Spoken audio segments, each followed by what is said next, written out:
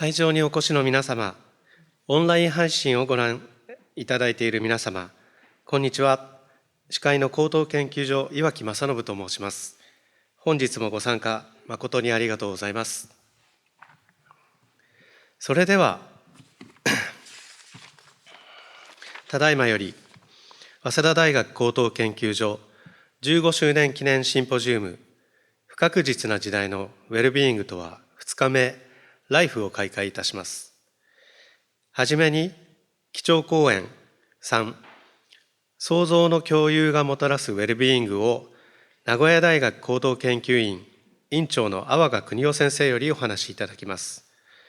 阿波賀先生は物性科学をご専門とされており、名古屋大学物質科学国際研究センター長、名古屋大学理学研究科研究課長などを歴任され、現在は名古屋大学高等研究院院長でいらっしゃいます。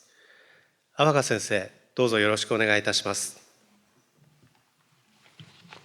Thank you very much for very kind introduction. ご紹介に預かりました。ありがとうございます。それでは私の方で始めさせていただきたいと思います。まずはじめにでございますが、皆様このような素晴らしいシンポジウムにご招待預かりましてお礼申し上げます。それに加えて早稲田大学高等研究所15周年本当におめでとうございます。こちらが私の話のタイトルでございます。不確実な創造の共有がもたらすウェルビーイングでございます。まず主要な内容について、今日のテーマについてお話しさせていただく前に、私どもの名古屋大学高等研究院の紹介をいたします。こちらは2002年に第1代所長である野より良治博士のリーダーシップのもと設置されました。こちらは世界レベルのリサーチ、そして部門間の協力を推進するために設置されました。サイエンスコミュニケーターであります綾塚哲郎氏が制作したビデオをご覧いただければと思います。本日はこちらに来ていただいていらっしゃる方でございます。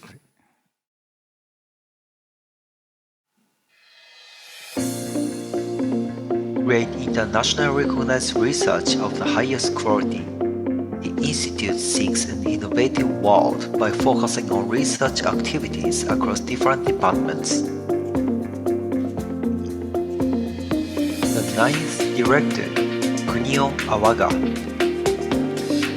Showcase for Advanced Research and Development of Talented Researchers, Voyage for New Standards of Academia.Young Leaders Cultivation, encouraging early career researchers to be next generation leaders, promoting pure research from a broad perspective that transcends conventional disciplinary boundaries. University-based Institute for Advanced Study, the international network of other such institutions around the world, planning of various international exchange programs.Various on-campus lectures, Nagoya University Lecture, Citation for Chemical Breakthrough Award,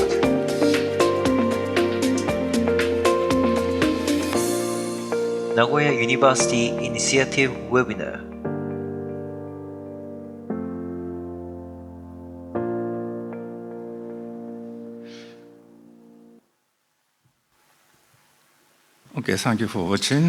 ご覧いただきましてありがとうございました。先ほどのムービーでございました通り、私どもは次の4つの使命を掲げております。まずは名古屋大学における優れた研究をショーケースし、大学の講義を行い、ウェビナーなどを実施すること、そういったようなこともありまして、綾塚さんの方で制作していただいたんですけれども、また卓越した研究、とりわけ学際研究に対して支援を提供すること、そして3つ目は若手研究者を育成し WLC と TGEX プログラムを実施すること、そして4つ目は指輪メンバーとして国際活動を実行すると、こういった使命がございます。それではメインテーマに入りたいと思います。まずは今年のノーベル生理学、そして医学についてお話をしたいと思います。今年の受賞者はペーボ教授でありました。絶滅した人類の遺伝子情報分析方法を確立された方です。また、ペーボ教授によれば、ホモ・サピエンスはネアンデルタール人の遺伝情報の多くを引き継いだことを引き継いだとのことでございます。The extinction of the Neanderthals ネアンデルタール人の絶滅はこの本を含む多くの書籍で取り上げられております。こちらは子ども向けの本なんですけれども、こちらの方によればネアンデルタール人の生態はホモ・サピエンスとそれにかなり近いということ。ホモ・サピエンスよりも筋肉質で力持ちで、また大きな脳を持っていたとされています。にもかかわらず彼らは絶滅しました。それは想像力の欠如が原因であります。ホモ・サピエンスは唯一心を作り上げ集団化した一方で、ネアンデルタール人は小さな家族集団のみを形成し、結局のところ数の理論に負けたとされています。おそらくこちらに書かれていた本がその理論の元になっていたかと思います。世界で2年ほど前にベストセラーになったユバル・ノア・ハラリのサピエンス全史です。ご存知の方も多いかと思います。ただそれはさておきまして、この本におきましては空虚的虚像が鍵だったとしております。空虚的虚構とは実際に存在しないが広く信じられる空想上の産物を意味しております。例えば神、宗教、金、科学等々です。こういったものはまさに人間社会を支える基本的な共通基盤といっても過言ではありません。ですので神のような空想的虚構を共有することによってサピエンスは大集団を形成維持し発展していくことができました。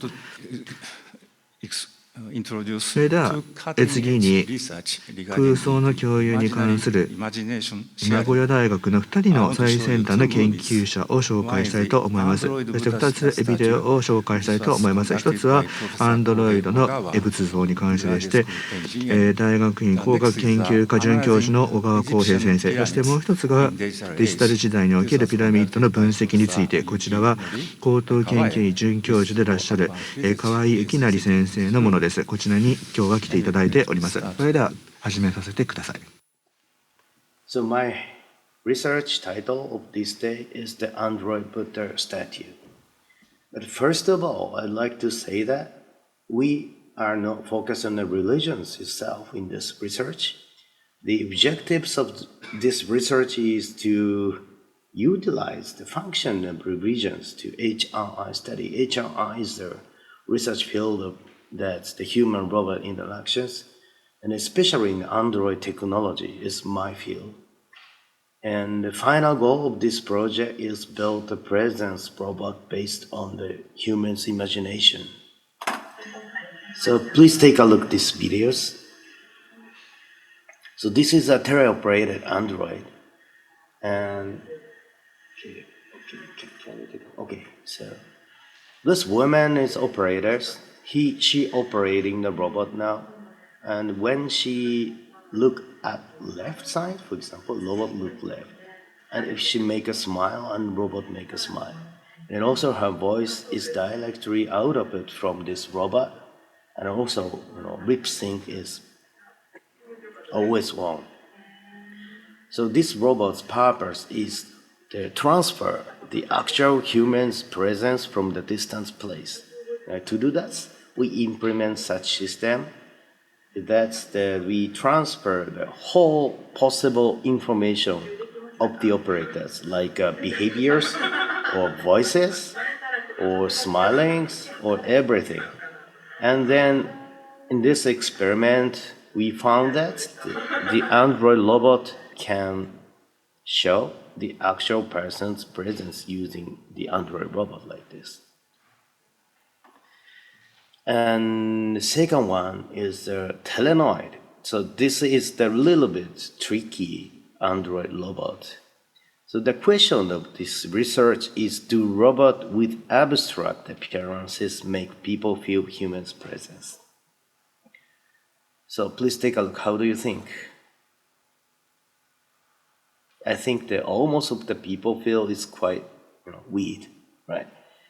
Sometimes the people say that it looks like Casper, it's like a ghost. But this is our purpose.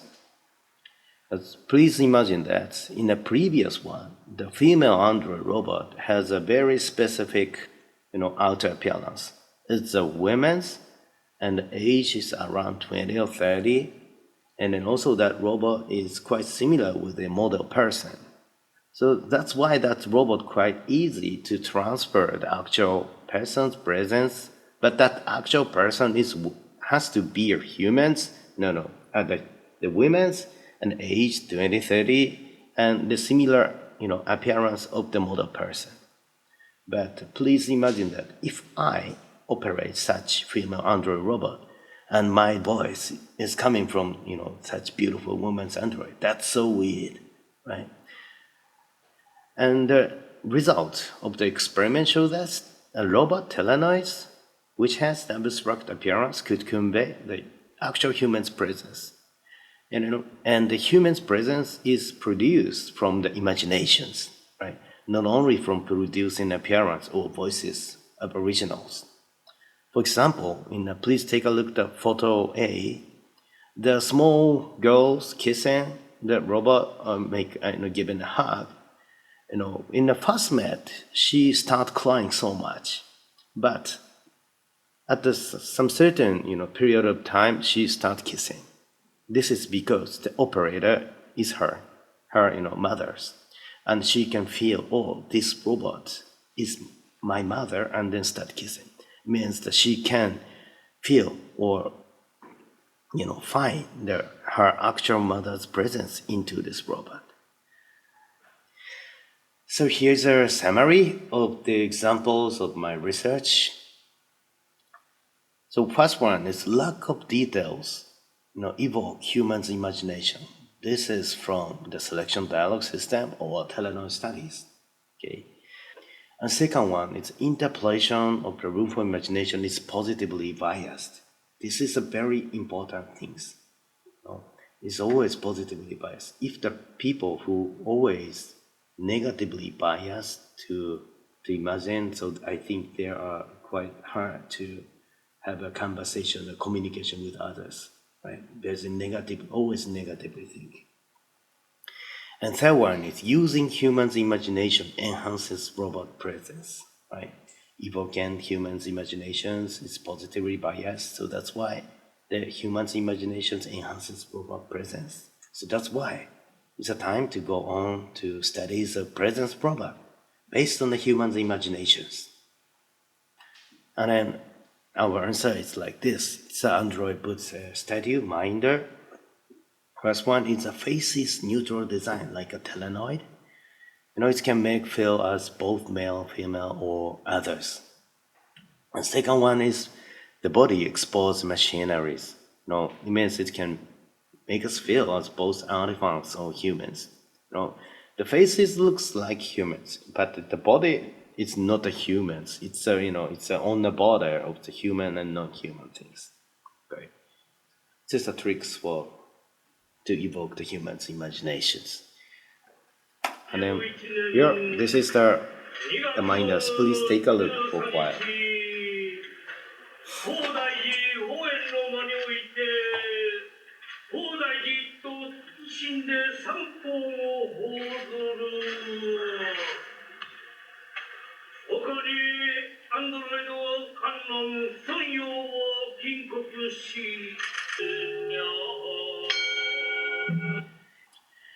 Okay, so this is the conclusions of my talk. It's not the final goal. So we try to do this. We have to keep struggling to engage, such research of robots based on the imaginations. Thank you very much. Okay, let me move on to the そ second. れでは2つ目のビデオをご覧ください。Hello, my name is Yukinori Kawai. I'm the faculty member of Institute for Advanced Research, Nagoya University in Japan. My academic expertise is Egyptian archaeology, mainly Old Kingdom pyramids, built around in 4,500 years ago. I first saw the pyramid at Giza in 1992, having just graduated from high school and moved to Cairo from Japan. I ultimately spent 16 years in Egypt, and during which time I graduated from American University in Cairo with Egyptology BA. Ancient Egypt is a mine of images and the symbols.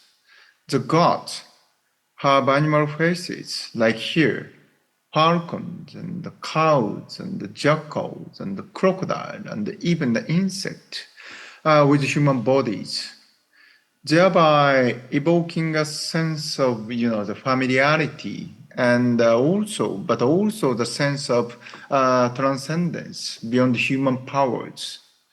Through rituals, these images are strengthened and becoming traditions and histories and extremely powerful force. And using these images, ancient Egyptians built monumental structure such as pyramid. And the pyramids themselves also evoke strong images. In particular, the pyramids, which is the tomb of the king, were built in such a way so they are related to celestial navigation of the earth.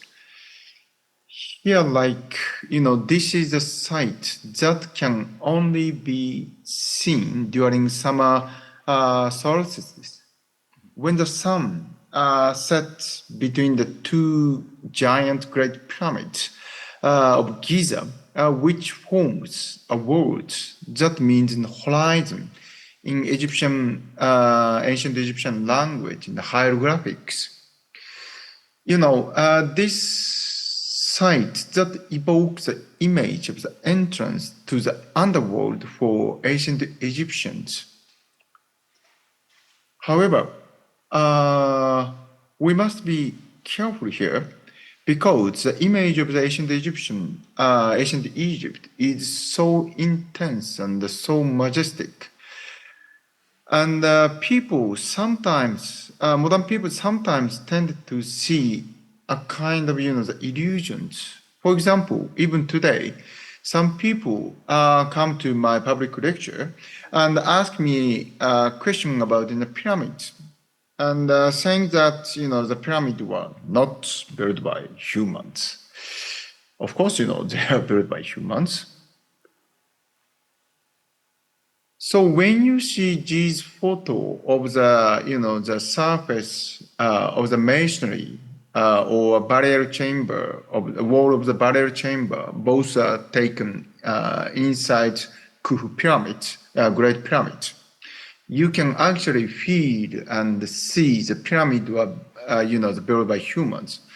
For example, it is often said that not even rather can not fit through the stone joint surface of the pyramid because it's so fit.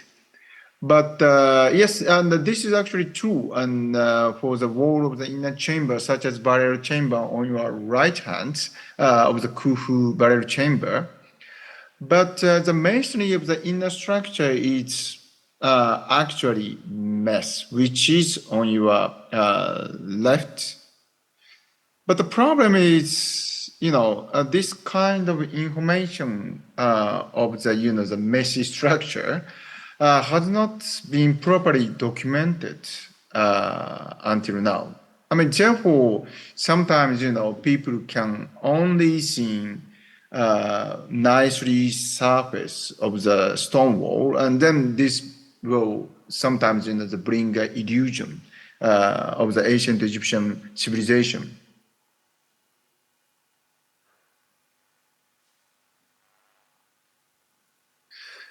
Therefore, in 2012, we started an interdisciplinary research project involving in the various disciplines to attempt comprehensive data of the pyramids. And in 2022, this year, we also collaborate with WorldScan project to obtain all internal and external data using in the drone and also special 3D data acquisition cameras. They are archaeologically important to study areas which shows the masonry structure of the pyramids, such as top of the Great Pyramid, and also the upper part of the Khafre Pyramid, the second pyramid at Giza, and also the Great Gash, what we called, of the northern face of the third pyramid of the main Khafre. For each pyramid, we took in a picture in detail of each face. So small square marks in this slide, which is in the eastern side of the Khafre Pyramid, positions where we photographed with drone. We almost photographed in 10,000 image of each pyramid, and using this image with structure from motion technique, we produced a 3D model of the pyramid. This is our 3D model, and this is not imaginary computer graphic, but based on 3D model integrated with global navigation satellite system data. So each stone represents an original shape and size. This is, of course, remarkable result. Conclusions. We use various data in an interdisciplinary study to understand the pyramid in a multi-layered way. To understand the people and the society and the state of ancient Egypt through the pyramids themselves, that ties them together. And also, we try to establish a standard model of the pyramid construction. Thank you very much. So, I hope you enjoyed that. 皆さん楽しんでいただけたでしょうか。今のは、ある意味近未来の神と3000年前の神の比較であったわけですけれども、2つには相違点があったかと思います。とにかく人間ホモ・サピエンスは空想を共有することで集団の拡大ができると、とりわけポジティブな空想を共有することで集団の拡大ができると結論付けることが可能です。2つの既存のものを組み合わせるのが新しいものを作るにあたって簡単であるでしょう。ただしそういったような拡大プロセスは3次につながることもあります。集団の拡大が最終的には2つの集団の接触へとつながる可能性があるわけです。そして矛盾や利害衝突が各集団が共有する想像に関して存在すると、ほとんどの場合それが衝突や摩擦やトラブル、また戦争にもなり得ます。こういった事象というのが実際には科学コミュニティ間でも起こり得ます。例えばエネルギーコミュニティと環境コミュニティ間です。残りの時間にこの点について触れたいと思います。こちらは過去そして現在の公害問題を示しています。私が子供だった頃、つまり日本が高度経済成長期であったんですけれども、当時日本の公害は非常に深刻で、テレビのニュースで公害という言葉を聞かない日はなかったと記憶しています。現在もちろん地球温暖化の問題はありますが、このようなその公害の地域的な問題というのはほぼ日本では解決しています。ではどのように問題を解決してきたのかというと、あらゆる自動車に現代では搭載されている三原触媒が鍵を握っています。有害な炭化水素 CO、NOx などをこの三原触媒を使って安全なガス NO2、窒素 CO2 などに変換するわけです。でここのプロセスだったり、エネルギーを消費することで公害問題を解決してきたわけです。つまりより多くのエネルギーを使うことで社会をクリーンに保っているということができます。逆に言えばエネルギーを節約して一方できれいな環境を保つというのは非常に難しいわけです。こちらはエネルギーのさまざまな分類、そしてその関係性を示しています。エネルギーにはさまざまな種類があります。原子力エネルギー、化石燃料などの化学エネルギー、熱エネルギー、機械エネルギー、電気エネルギーなどです。ここで2つ指摘したいと思います。1つは一次エネルギー、プライマリーエネルギーです。一次エネルギーというのは自然界に存在し、人為的な変換過程を経ていないエネルギーを示します。一次エネルギーとしては、例えばウランなどの鉱物性燃料、それから石油やなどの化石燃料、そして地熱、風力、張力などが挙げられます。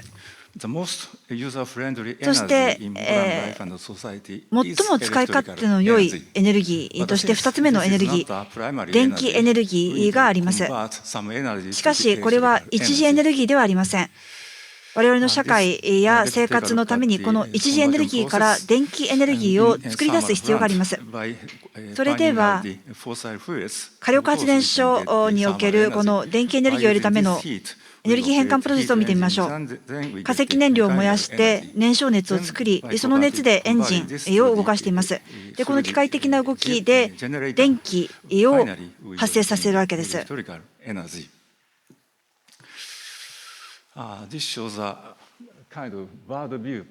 これはエネルギーと環境の関係を俯瞰したスライドです。3つ環境に優しいとされている技術がございます。